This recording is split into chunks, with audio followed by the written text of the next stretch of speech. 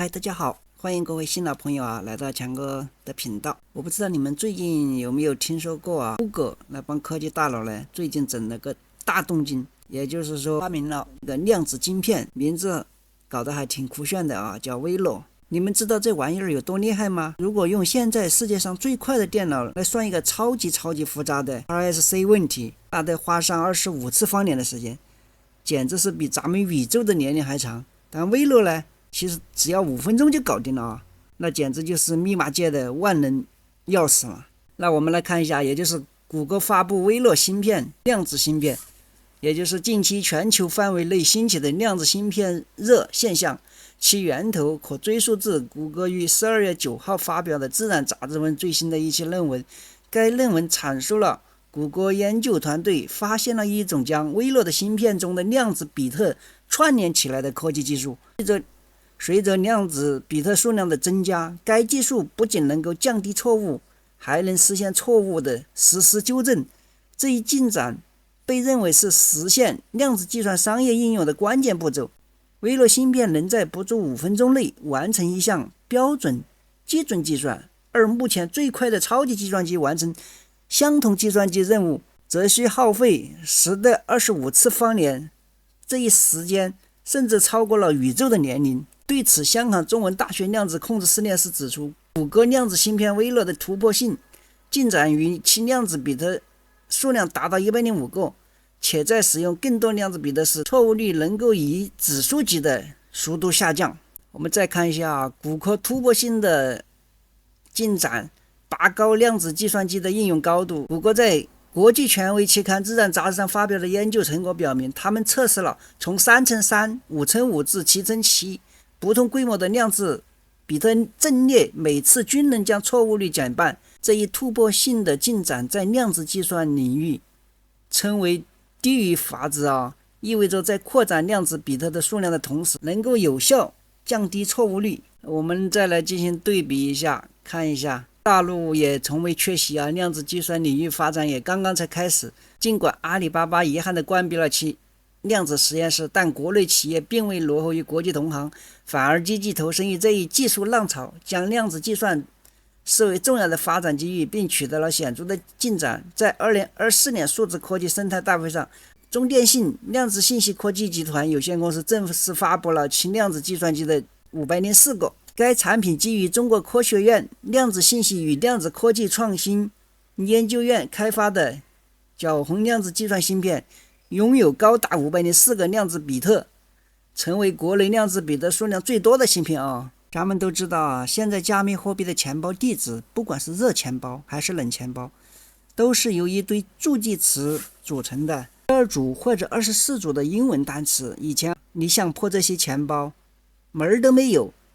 但现在量子芯片横空出世，听说5年内基本上就可以商业化，这加密货币产业是不是就是要颤头了别急，我们今天一起来聊聊这个话题吧，看看究竟是怎么一回事。量子电脑这玩意儿简直就像科幻片里面的产物，它能算超级复杂的分子运动轨迹，帮咱们研发新药，还能研发新能源，还有 AI 的人工智能，训练起来效率翻倍，简直就是科技发展的加速器。但是它到底是怎么运作的呢？咱们平常用的电脑都是0和1排列组合来算的，也就是所谓的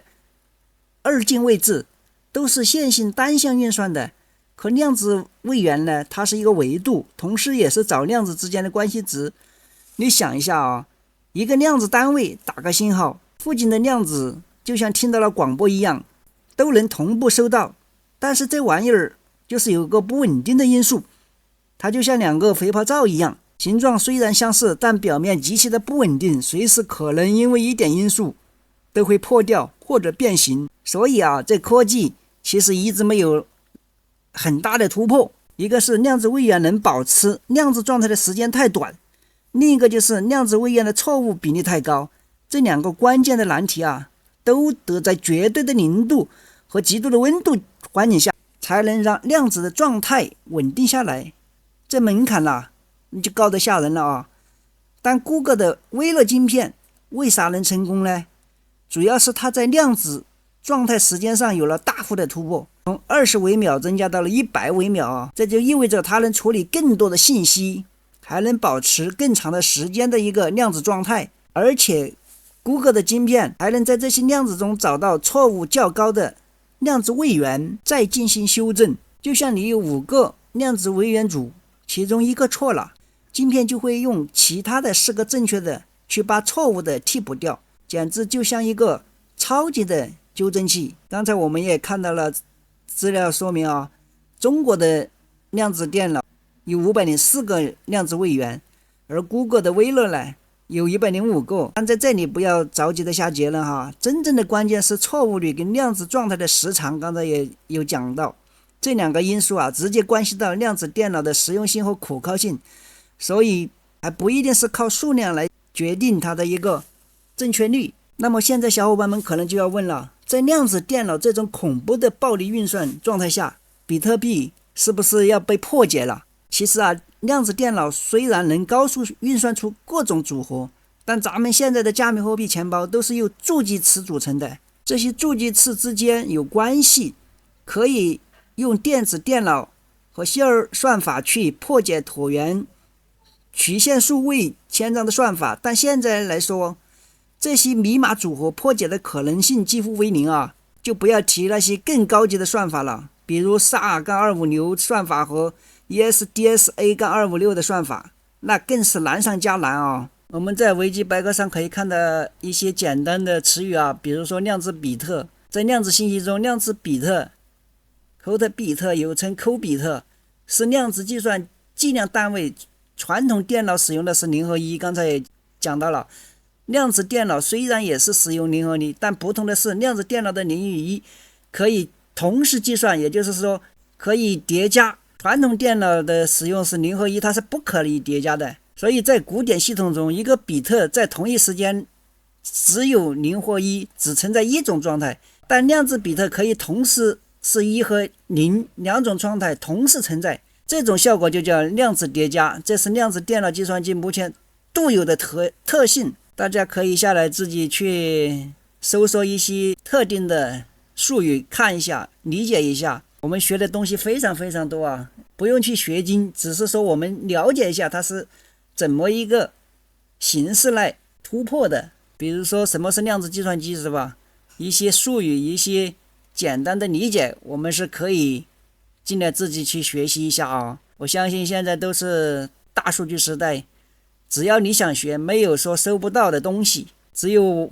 我们自己慢慢的这样一点一点的，我们学一点是一点，慢慢的沉淀自己，一天学一个知识点，那我们1个月30天，我们是不是学到了30个的知识点？比如说你要加入币圈，对吧？那我们不去学习，怎么会沉淀自己？比如刚才强哥展示的就是币安交易所上面这些东西，就是一个币安学院的，光是一个如何去识别去中心化金融 DeFi 中的骗局，这上面就非常非常多课程，还有中级课程、初级课程都够我们学的。光是视频教学大纲6个课程视频加起来就几十个。回到正题啊，所以要破解比特币的 SHA-256 的算法和 ECDSA-256 的一个算法，那还是非常难的啊。但要是量子电脑真的发展到商用化的阶段，咱们做个假设啊，如果谷歌的微乐已经能商用运作了，那破解比特币大概得花上13000个量子位元才有可能。但现在谷歌微乐只有105个啊，所以啊，这件事情呢，没有个几十年，那肯定是实现不了的，对不对？大家这一点就放心了啊。那有人要说了，要是我同时去用很多台微乐去处理呢，理论上是可以缩短时间的哈，但得烧掉不少钱跟能源啊。你把340台现有的微乐放在一起同时去破解，那也大概要1年多的时间，也就是说124000台的微乐才能缩短到1天。所以啊，现有的科技的发展的大约有5000量子单位上下的这种量子电脑才有可能对现在的加密产业有所冲击。在这之前啊，加密货币的产业还有很多时间去发展预防量子电脑的这种方式，比如做不同的机制，对吧？分叉下的有这种情况的时候，原本持有的代币的大家也不会反对这样的机制，对不对？毕竟只要等量映射到同样的钱包，那就行了。那对于咱们一般来说呢，其实就是等着吧。如果真的到了那一天啊，我相信大家第一反应肯定都是先抛掉手上的资产，再慢慢去理解。等理解完了，价格是不是又慢慢回来了啊？所以啊，对于未知的，大家都是先恐慌性的抛售，这个我想大家都是可以理解的啊，人之常情。但其实啊，比特币或是加密货币的破解并不是最主要的议题，因为要是比特币真的被量子电脑破解，那现有的传统金融，比如银行、保险、股票、账户、个人资料啥的，早就先被破解出来了，对不对？这些资料加起来的市值都比整个加密货币市值还要庞大。而且这些传统金融的加密程度远不如加密货币，所以我们更应该担心的是现有的体系，而不是加密货币的本身。不过这里有个问题，它两者是不可言论的，我在这里重点说一下啊，也就是说，传统的金融这些东西都是受国家法规法律监管的，对不对？不是说你想去破解就可以破解的哈。如果你硬要去破解，那肯定是必须受到处罚的，对不对？但加密货币相关的法规呢，都还没有正式化，对不对？这中间会不会有人为了去证明这个技术是可以破解的，就像白猫黑客科技那样去做呢？这个就说不准了，对不对？另外一个是你要知道，破解这东西它价值后面对于归零的话，那你获得的东西也就是没有价值了啊。那你还会花这个力气和时间去破解干啥呢？我想应该没有那么傻的人去做无用功啊，因为毕竟时间就是金钱，对不对？他投入的跟产出的都不成正比，我想没有一般的人会去做这个东西。不过话说回来啊，量子科技确实是真实存在的啊，只是什么时候发生，可能只是未来的某一天。不过那个就不是我们去担心的，对吧？所以对量子电脑这个事情对比特币有没有冲击，至少目前20年我们是安心的，应该是不会存在的，现有的技术应该还是攻克不了的。对新加入币圈的小伙伴们，还没有下载交易所的，强哥还是推荐 No.1 的币安交易所啊，